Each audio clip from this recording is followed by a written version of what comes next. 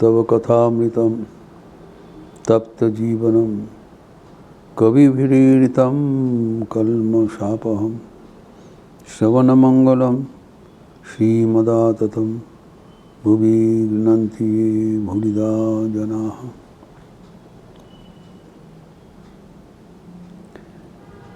आज एक दुष्ट दिन का प्रसंग है। 18 अक्टूबर 1885 श्री रामकृष्ण श्यामपुकुर के मकान में चिकित्सार्थ रहे हुए हैं। डॉक्टर का देख रहे हैं, कोलकाता के नज़दीक है, इसीलिए उन्हें की भी सुविधा, भक्तगणों की भी सुविधा उनकी सेवा करने के लिए। इस बीच में दुर्गा पूजा का अवसर हुआ। ठाकुर के अंतरंग भक्त सुरेंद्रनाथ मिश्र अपने मकान में दुर्गा पूजा का आयोजन किया एवं ठाकुर का आमंत्रण किया था। स्वभावतः ठाकुर शरीर अस्वस्थ होने के कारण शारीरिक रूप से उपस्थित नहीं हुआ। लेकिन आश्चर्य की बात है, दुर्गा पूजा के अंतिम दिन में अर्थात 15 अक्टूबर 1885 शाम को भक्तगणों को सुरेंद्रनाथ मिश्र के घर में भेज दिया, जाओ तुम लोग दर्शन करके आओ। और वहाँ पर उनके भक्तगण देखा एक ज्योतिर्मय आविर्भाव है, तो दर्शन करके आ गए।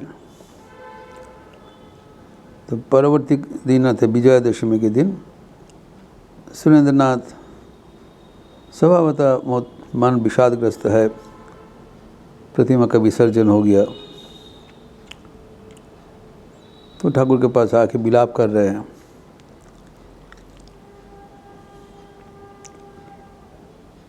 माँ का प्रसंग कर रहे हैं। तो श्री रामकृष्ण को कह रहे हैं, होले ही हुआ, विसर्जन हो गया तो क्या हुआ, माँ तो हृदय में विराजमाना है। ये एक अद्भुत जो विचार है, परंपरा है, वो हमें याद रखना चाहिए। जो प्रतिमा पूजा होती है, ये प्रतिमा में पूजा करने के उपरांत प्रतिमा जब विसर्जन हो जाते हैं, उसमें देवता का विसर्जन नहीं होता है। विसर्जन के दिन ये दुर्गा पूजा के कई दिन जो प्रतिमा के भीतर देवी की उपस्थिति आरोप करके जो पूजा किया था, अंतिम दिन में पुनः देवी को मूर्ति से उठाकर हृदय मंदिर में विराज करना पड़ता है। उसके बाद ही प्रतिमा को विसर्जन होता है। अर्थात पूजा के पहले प्रतिमा में प्राण प्रतिष्ठा होता है। देवी के प्राण साल भर हमारे हृदय में, भक्तगणों के हृदय में रहते हैं। पूजा के पहले वो हृदय मंदिर से उनको आवाहन करके प्रतिमा में प्रतिष्ठित किया जाता है। इसको प्राण प्रतिष्ठा कहलाता है। फिर पूजा के 3 दिन बाद वो प्रतिमा को पुनः विसर्जन किया जाता है, पानी में नहीं, हृदय मंदिर में, जहाँ से उनको उठाया लिया गया था। यही परंपरा है। अर्थात देवी जी के साथ हमारे विच्छेद नहीं होता है, यही समझना चाहिए। सुरेंद्रनाथ मिश्र सोच रहे थे, देवी उनको छोड़ के चले गए, कैसे रहेंगे। ठाकुर उसको यही बात समझाते हैं। याद रखिएगा कि मथुर बाबू का घर में भी ऐसी एपिसोड हुआ था, जब ठाकुर दक्षिणेश्वर में थे और मथुर मोहन विश्वास के घर में भी एक बार दुर्गा पूजा का आयोजन हुआ था। लेकिन विजयादशमी के दिन मथुर बाबू फरमान दे दिया, पूजा का अनुष्ठानिक विसर्जन नहीं होगा। उन्होंने बताया, माँ हमारे घर में आए हैं, मैं कैसे माँ को पानी में विसर्जन देंगे, ये नहीं हो सकता है। तो एकदम बिल्कुल नाराज़ था। ये देख के पुरोहितगण, प्रमाद गुना जी अभी मुहूर्त चले जा रहा है, महाकल्याण होगा। तब दक्षिणेश्वर में ठाकुर को खबर भेजा था। तो उस समय ठाकुर स्वयं मथुर बाबू के घर में आए थे एवं मथुर बाबू को समझाया कि देवी को विसर्जन कहाँ हो रहा है। देवी जी गई 3 दिन तुम्हारा हृदय से उठकर यहाँ पर मंडप में उपस्थित थे, पूजा ग्रहण किया। अभी पूजांत में पुनः तुम्हारा मंदिर में, शरीर के मंदिर में, हृदय मंदिर में पुनः प्रतिष्ठा हो गया। There is no separation from the divine from the devotee. तो यही जो परंपरा है, अत्यंत ये मांगलिक परंपरा, आध्यात्मिक परंपरा है कि हम लोग भगवान से बराबर जुड़े हुए हैं। ये चिंतन रखना चाहिए। We are never separated from God. पूजा के समय वही भगवान जो हृदय मंदिर में विराजमान रहते थे, साल भर हमारा साथ रहा, वही 3 दिन अनुष्ठानिक पूजा लेने के लिए प्रतिभा में स्थानांतरित हुआ एवं बाहर में बैठ के पूजा ग्रहण करने के उपरांत पुनः पूजांत ने हमारे हृदय मंदिर में पुनः स्थापित हो गया। यही चिंतन से पूजा करना चाहिए। इसमें एक महत्वपूर्ण परंपरा है कि ये जो देवी प्रतिमा में पूजा किया जाता है, ये कोई प्रतिमा का पूजा नहीं हो रहा है, ये स्वयं देवी की पूजा हो रहा है, जो कि एक जो वास्तविक रूप धारण करके जो हृदय मंदिर में है वो तो सूक्ष्म रूप में है, लेकिन पूजा का के दिन स्थूल रूप में प्रतिमा के भीतर वो विद्यमान है।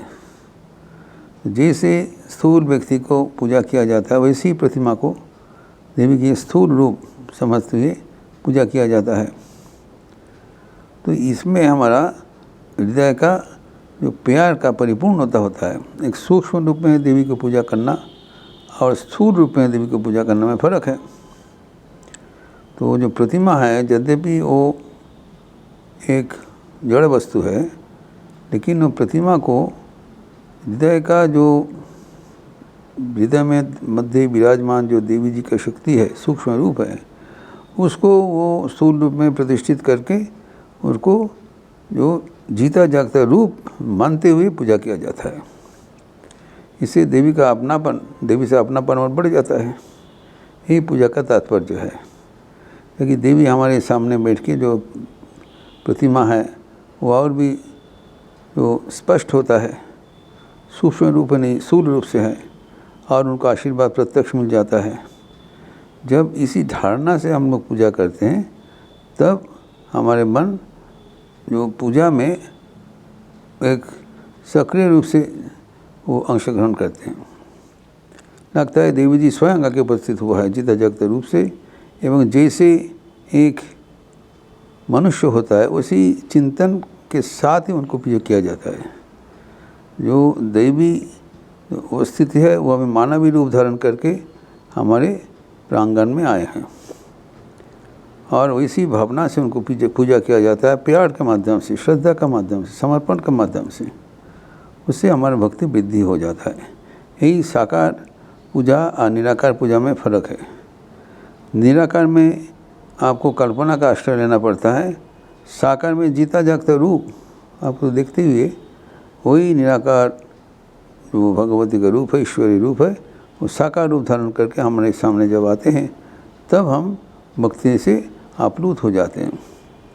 यहाँ पर सुरेंद्र मित्र का जो व्यवहार उससे प्रतीत हो रहा है, वो इतने रो रहा है, इतने भाव गंभीर हो गया, अजीब भी उनको मातृ विच्छेद हो गया। तो देवी को वो एकदम जीता जागता रूप से पूजा किया। अभी विच्छेद होने से स्वाभाविक उनका मन में दुख हुआ। उनको जो मानसिक अवस्था है वो देखते हुए ठाकुर रो रहे हैं।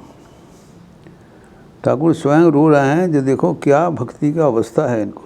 तो देवी जी का विच्छेद हो गया समझते हुए इतना विलाप कर रहे हैं, इतना वो भाव गंभीर हो गए। मूल बात है ईश्वर के साथ प्यार करना।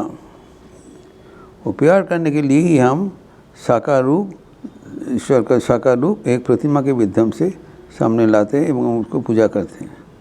पूजा के उपरांत वही प्रतिमा अपने हृदय मंदिर में पुनः प्रतिष्ठा करते हुए ईश्वर के साथ एकाकार हो जाते हैं। तो ईश्वर को जीता जागता रूप समझते हुए ईश्वर के साथ तल्लीन हो जाना, यही साकार पूजा का सार्थकता है। और ठाकुर इसी को पुष्टिकरण कर रहे हैं कि ऐसी पूजा होनी चाहिए जहाँ पर पूजा का तात्पर्य हम समझते हुए पूजा करें, ना कि पूजा इसी एक अनुष्ठानिक रूप से किया जाए।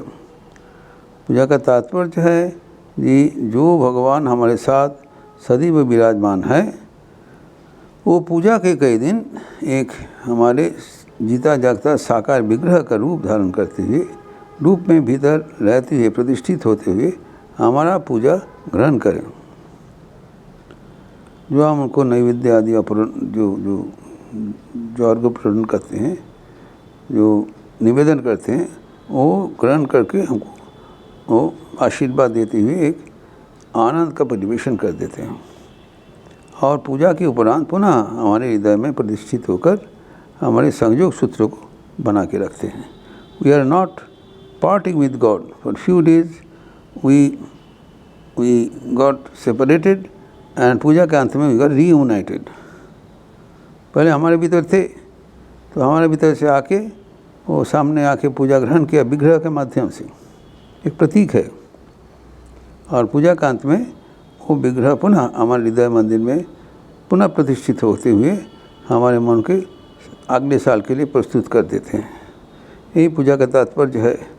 लेकिन सुरेंद्रनाथ मित्र के जो इस समय में जो पूजा हुआ था, वो एक दूसरा मात्रा ग्रहण कर लिया, जहाँ पर न केवल ये हमारे चिंतन के साथ उन्होंने पूजा संग किया, वहाँ पर एक जो वास्तविक एक आध्यात्मिक तरंग का प्रकट हो गया था।